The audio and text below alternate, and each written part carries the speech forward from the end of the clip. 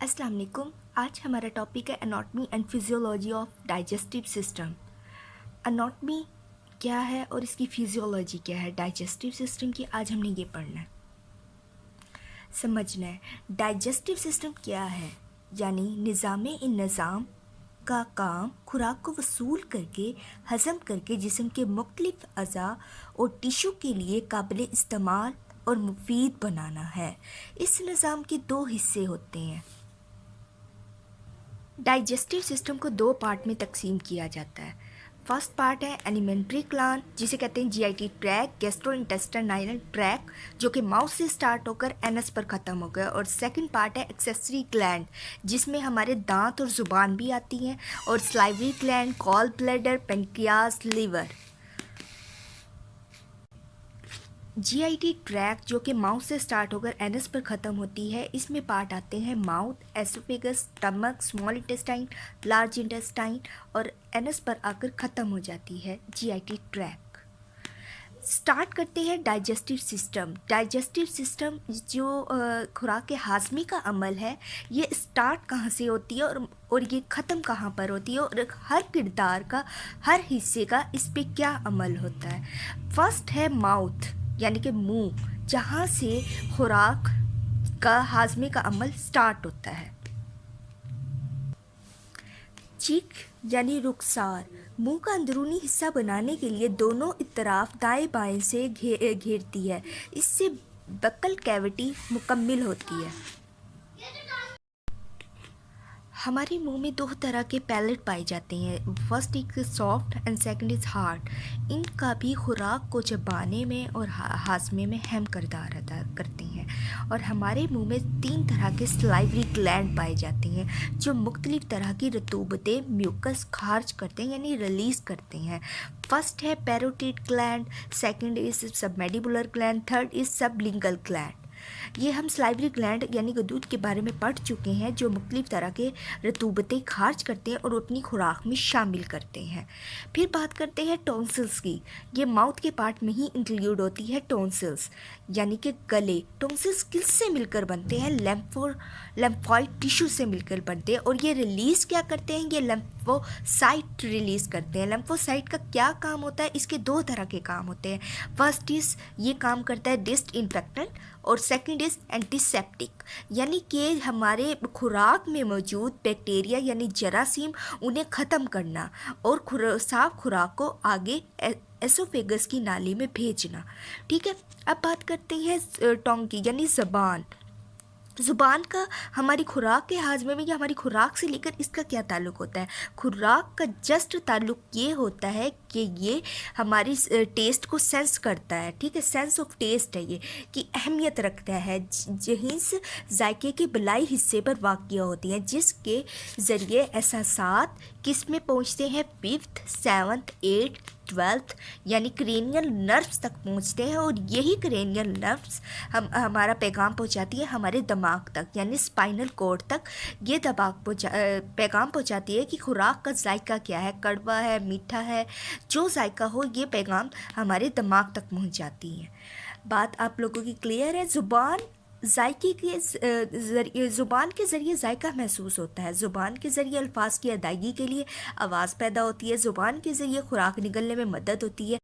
तंदुरुस्ती की हालत में ज़ुबान की जो रंगत होती है वो हल्की गुलाबी, पिंक और तर होती है। ज़ुबान की बलाई सतह पर बहुत छोटे छोटे से उभार पाए जाते हैं, जिन्हें कहते हैं पेपली, जिन्हें कहते हैं पेपली। 3 तरह के पेपली पाए जाते हैं। इनमें जायके के एजाब होते हैं, जो जायके की हिस्स को दिमाग तक पहुंचाते हैं। और ज़ुबान पर इन छोटे छोटे उभारों यानी पेपलाई की 3 इकसाम होती हैं।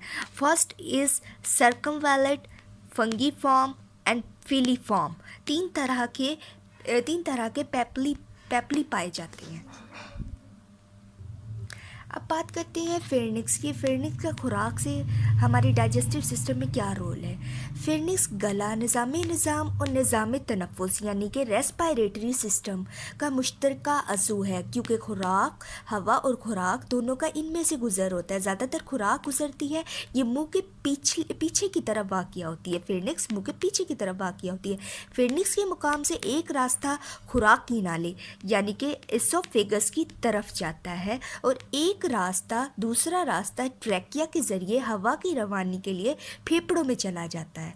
ठीक है, इसकी लंबाई हम पढ़ चुके हैं, तकरीबन 12.5 सेंटीमीटर यानी कि 5 इंच लंबाई में होती है और इसके 3 हिस्से होते हैं। फेरनिक्स के हम 3 हिस्सों को पढ़ चुके हैं, नेसोफेरनिक्स, ओरल फेरनिक्स, रिलेंशियल फेरनिक्स। इसके बाद रिलेंशियल फेरनिक्स से खुराक किसमें जाती है, एसोफेगस में। एसोफेगस इसकी सेकंड फेस है खुराक की। इस एसोफेगस को कहते हैं खुराक की नाली यानी खुराक का गुजर होना।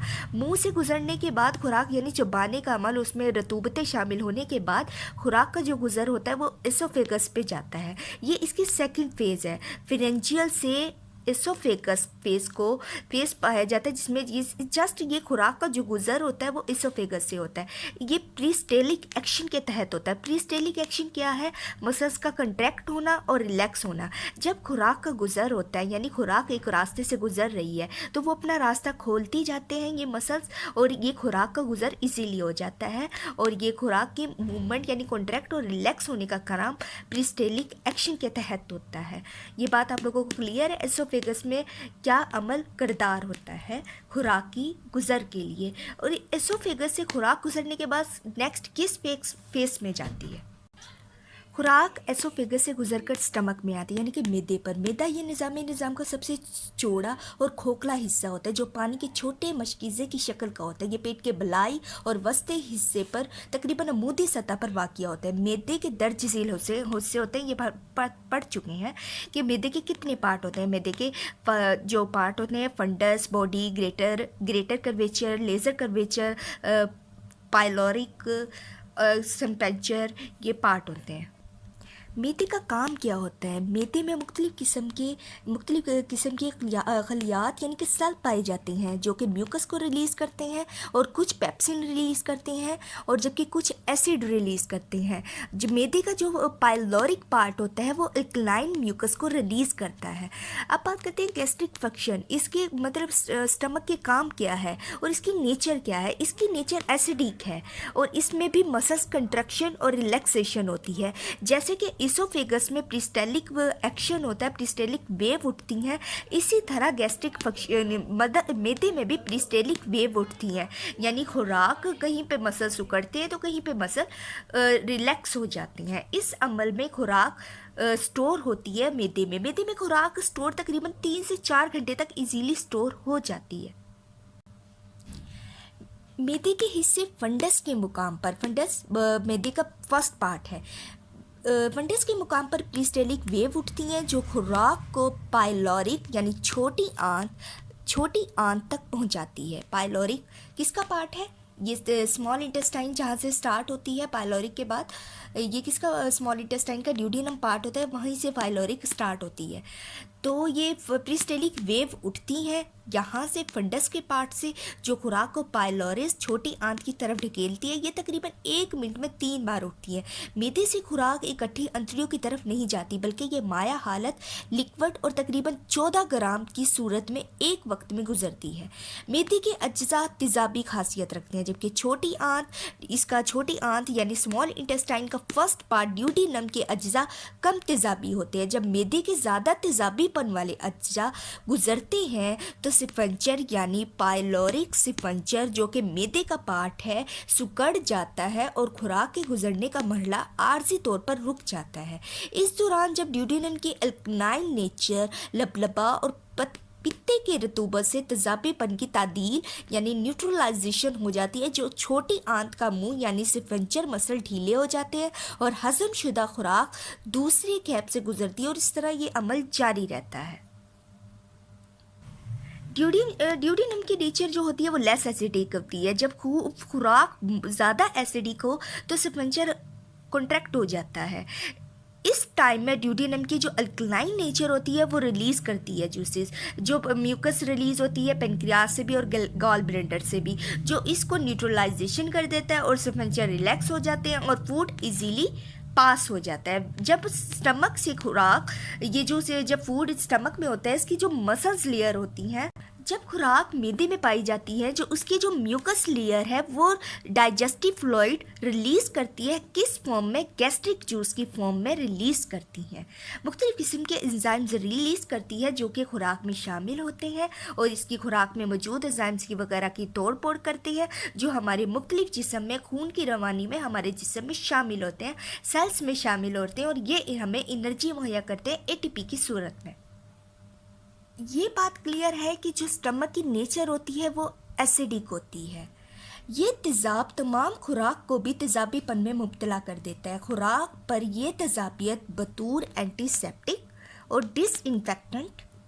डिसइंफेक्टेंट पर अमल करता है, जिससे खुराक में नुकसानदा जरासीम के चले जाने से वो नुकसान नहीं पहुंचा सकते। गैस्ट्रिक जूस में कई हाजिम एंजाइम यानी डाइजेस्टिव एंजाइम मौजूद होते हैं, यानी कि गैस्ट्रिक जूसेस मौजूद होते हैं किसमें? स्टमक में, जो कि फर्स्ट है pepsin, rennin, gastric lipase, gastric mileage. Gastric pepsin किसके साथ मिलकर किस में कन्वर्ट? पेप्सिन खुराक में मौजूद प्रोटीन के साथ मिलकर, यानी कि हाइड्रोक्लोरिक एसिड की मौजूदगी में प्रोटीन को चेंज कर देता है पेप्टोन्स में, हाइड्रोक्लोरिक एसिड की मौजूदगी में पेप्टोन्स में कन्वर्ट कर देता है, जो कि खुराक के अज्जा को सेल के लिए कारआमद बना देती है। रेनन का क्या काम होता है? ये दूध को दही में कन्वर्ट कर देता है, यानी कि फर्मेंटेशन का अमल यहाँ पर होता है और ये कैसीन बनाती है, कैसीन को रिलीज़ करती है। कैसीन क्या है? कैसीन एक मिल्क प्रोटीन है। गैस्ट्रिक लाइपेज का काम क्या है? गैस्ट्रिक लाइपेज किस पे वर्क करता है? ये फैट पे वर्क करता है, मतलब खुराक में मौजूद यानी चर्बी यानी कि लिपिड्स पे वर्क करता है, उसको कन्वर्ट करता है स्टीरॉयड में, यानी कि लिपिड्स को कन्वर्ट कर देना स्टीरॉयड में। गैस्ट्रिक इमाइलेज का क्या काम है? गैस्ट्रिक इमाइलेज का काम है स्टार्च को ग्लूकोज में कन्वर्ट कर देना। अमाइलेज हमारी सलाइवा में यानी हमारे माउथ में जो सलाइवा है रिलीज़ होती है वहाँ भी पाए जाते हैं, और ये किस में कन्वर्ट करते हैं? ये स्टार्च को ग्लूकोज में कन्वर्ट कर देते हैं। स्मॉल इंटेस्टाइन यानी कि छोटी अंतड़ियों में मस्कुलर कोट अज़लियाती तय में दो किस्म के गोल अरमोदन मसल्स के रेशे पाए जाते हैं, जो अपनी जगह सिकुड़ते हैं और फैलते हैं, यानी कि वो खुराक के गुज़र के लिए वो कछुए की चाल जैसे होती है, इस तरह के ये अपनी सिकुड़ते और फैलते हैं स्मॉल इंटेस्टाइन में खुराक के गुज़र के लिए। खुराक ये कछुए की तरह हरकत होती है और इसे प्रीस्टेलिक, इधर भी प्रीस्टेलिक मूवमेंट होती है, जैसे एसोफेगस और स्टमक में प्रीस्टेलिक मूवमेंट पाई जाती है, इसी तरह स्मॉल इंटेस्टाइन में भी यही मूवमेंट पाई जाती है। ये आंत का एक हिस्सा सिकुड़ता है तो इससे अगला हिस्सा फैलता है। इस खास अंदाज की हरकत से अंतड़ियों में मौजूद खुराक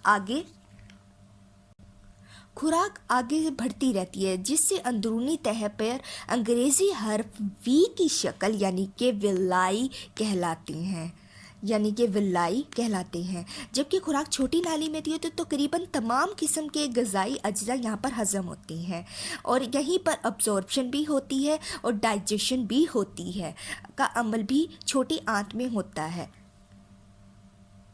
लार्ज इंटेस्टाइन का डाइजेशन में कोई अमल नहीं होता, ये बात क्लियर है, और यहाँ पर साल्ट और ग्लूकोज अब्सॉर्ब होते हैं यानी कि जज़ब होते हैं। इसकी जो अंदरूनी लेयर्स होती हैं वो क्या बनाती हैं? म्यूकन बनाती हैं। डाइजेशन इसमें अकड़ नहीं होती और इसमें सेलुलोज बनती है, और इसमें लार्ज इंटेस्टाइन जो कि सीकम से स्टार्ट होकर एनस पर ख़त्म होती है, और इसमें से जो काम होता है लार्ज इंटेस्टाइन में फीकल मटेरियल को रिलीज़ करना, यानी उसको पहले जो बनाने का अमल होता है और यहाँ से रिलीज़ करने का रेक्टम में स्टोर होती है, फिर एनस से रिलीज़ हो जाती है। इसके बाद नेक्स्ट आता है लीवर। लीवर जिगर का अहम काम खुराक को पुख्ता करना। इसके अमल के दौरान ग़ज़ा के अज्जा में बहुत सी तब्दीलियाँ लाकर इसको इस काबिल बना देता है कि वो जिस्म में इस्तेमाल और जज़ब हो सके। इस अमल को मेटाबॉलिज्म कहते हैं। मेटाबॉलिज्म लीवर में ही अमल कारआमद होती है। लीवर के दो लॉब्स होते हैं, right lobes, left lobe. Liver एक वाहिद ग्लैंड है जो जिस्म का सबसे लार्जेस्ट ग्लैंड है। और इसमें क्या क्या काम होते हैं? मेटाबॉलिज्म अक्सर भी लीवर में होती है, मॉडिफिकेशन भी होती है, ग्लाइकोजेनिक फंक्शन भी यहाँ होता है, यानी कि ग्लाइकोजेनिक फंक्शन भी यहाँ पर होती है, फॉर्मेशन ऑफ यूरिया भी यहीं पर होते हैं। ये स्टोरेज का भी काम करता है और डिस्ट्रीब्यूशन का भी काम करता है। ये टेम्परेचर को मेंटेन भी रखता है। ये प्रोटेक्टिव एक्शन भी है। ये चर्बी फैट पर भी काम करता है और इस पर बाइल की सेक्रीशन भी लीवर से होती है। लीवर ग्लूकोज को ग्लाइकोजन में कन्वर्ट कर देता है। ये जो ग्लाइकोजेनिक फंक्शन होता है, इसमें जो मेन होता है काम, वो ग्लूकोज को कन्वर्ट कर देता है ग्लाइकोजन में, जो कि खुराक में मौजूद हमारी जो शुगर होती है, ग्लूकोज होती है, उसको ग्लाइकोजन में चेंज कर देता है, कन्वर्ट कर देता है। इसी तरह ग्लूकोज को ग्लाइकोजन में कन्वर्ट करने का अमल है, यही अमल हमारे जिस्म खून में मौजूद शुगर के लेवल को मेंटेन रखता है। शुगर लेवल 80 से 100 के दरमियान इसको मेंटेन रखता है। खून में शुगर को नॉर्मल करने के लिए लपलपा से जो रतूबत खारिज होती है, यानी कि इंसुलिन, लपलपे से रतूबत खारिज होकर एक नाली के ज़रिए, छोटी नाली यानी कि स्मॉल इंटेस्टाइन का जो ड्यूडेनम पार्ट होता है, एक नाली के ज़रिए छोटी आंत के शुरू में जाती है। इस रतूबत इंसुलिन की वजह से ग्लूकोज सेल के अंदर दाखिल होती रहती है और खून में मिकदार कम नॉर्मल रहती है। जिगर अमाइनो एसिड को भी ग्लूकोज में तब्दील करता रहता है। जिगर में बाइल की रतूबत भी तैयार होती है। जिगर में जो बाइल की रतूबत तैयार होती है, जो कि खून में मौजूद अमाइनो एसिड की बदौलत बाइल तैयार होती है लीवर में। लीवर का और क्या काम होता है? ये नाइट्रोजन को सेपरेट करता है अमाइनो एसिड से, और अमाइनो एसिड से नाइट्रोजन को अलग कर देता है और अमोनियम को यानी चेंज कर देता है यूरिया में। Then ammonium convert into urea, और अमोनियम को यूरिया में तब्दील करते हैं। गुर्दे खून से यूरिया को अलहदा करके पेशाब के रास्ते से खारिज कर देते हैं। जिगर फैट पर अमल करके इसे आखिरी मरने में दाखिल कर देता है। जिगर बहुत से ग़िज़ाई अहम अज्जा को वक्ती तौर पर स्टोर करने की भी सलाहत रखता है, जिसमें है ग्लाइकोजन, फैट यानी चिकनाई, विटामिन्स, आयरन। डाइजेस्टिव सिस्टम में गॉल ब्लैडर का क्या काम होता है? ये बाइल को रिलीज़ करता है और इसकी जो नेचर होती है वो एल्कलाइन नेचर होती है, यानी कि जब ये बाइल स्मॉल इंटेस्टाइन के, यानी हम ड्यूडेनम में पढ़ चुके हैं, ये ड्यूडेनम में जब रिलीज़ करता है, इसकी नेचर एल्कलाइन नेचर होती है। बाइल ये रिलीज़ करता है, जो कि मोर एसिडिक फूड को इसको न्यूट्रलाइजेशन करता है। गॉल ब्लैडर जब बाइल को रिलीज़ करता है स्मॉल इंटेस्टाइन में। पित्ते में बाइल जमा रहती है और असलियत भी बरकरार रहती है। खाना खाने के 90 घंटे बाद जब मैदे के साथ मुंसली छोटी जो आंत का स्फंक्चर मुंह नमा चौड़ा जो ढीला होता है, तो पित्ता भी सिकुड़ता है और रतूबत का कुछ हिस्सा छोटी आंत में चला जाता है। इसकी जो नेचर होती है अल्कलाइन नेचर होती है, इस वजह से इसका हिस्सा जो छोटी आंत में जाता है, जो मोर एसिडिक फूड है, उसको न्यूट्रलाइजेशन कर देता है। रोज़ाना एक आदमी 500 से 1000 मिलीलीटर बाइल को रिलीज़ करता है। बाइल में दरअसल मादों पर मुश्तमिल होता है, जिसमें पानी है, बाइल सॉल्ट है, बाइल पिगमेंट है, कोलेस्ट्रॉल है, म्यूकेन है और दीगर मादे दूसरे अदर सब्सटेंस भी पाए जाते हैं गॉल ब्लैडर में। यानी कि बाइल में जो पाए जाते हैं, इसमें मुख्तलिफ तरह के मादों पर मुश्तमिल होता है। जो ये पार्ट है कोलेस्ट्रिक, यानी कि जो कोलेस्ट्रोल होता है, कोलेस्ट्रिक बाइल में इजाफे का सबब होता है। और जो कोलोकेस है, कोलोकेस गॉल ब्लैडर को एम्प्टी कर देता है। कोलोकेस गॉल ब्लैडर को एम्प्टी कर देता है। नेक्स्ट पार्ट है पेनक्रियास। पेनक्रियास लबलबी की साख्त भी लबाब पैदा करने वाली यानी सलाइवरी ग्लैंड से मिलती जुलती है। कारकर्दगी के लिहाज से दो मुख्तलिफ अवाल करता है, एक रतूबत खून में और दूसरी खुराक में शामिल करता है। लबलबा की लंबाई 23 सेंटीमीटर होती है। ये छोटी आंत के पहले हिस्से यानी ड्यूडेनम की जो सी शेप होती है, सी शेप है, वहाँ पाया जाता है पेनक्रियास यानी लबलबा। इसके बॉडी पार्ट होते हैं, इसके 3 पार्ट होते हैं, हेड, बॉडी, टेल्स। लबलबे के लोब्यूल्स के सेल पहले पेनक्रियाटिक जूस बनाते हैं जिसमें एंजाइम्स और इलेक्ट्रोलाइट्स पाए जाते हैं। लबलबे के साख्त के लिहाज से लोब्यूल्स में घेरे हुए हिस्से के सेल इंसुलिन पैदा करते हैं और इसमें ट्यूब टाइप के म्यूकस रिलीज होते हैं, जिसमें फर्स्ट आते हैं डाइजेस्टिव फ्लूइड यानी कि पेनक्रियाटिक जूस, और सेकंड वन इज़ इंसुलिन यानी कि इंसुलिन का जो काम होता है वो ग्लूकोज को कन्वर्ट करता है ग्लाइकोजन में। और इस तरह इंसुलिन के बनने के अमल की वजह से ग्लूकोज लेवल शुगर में मेंटेन रहता है। अल्लाह हाफिज़।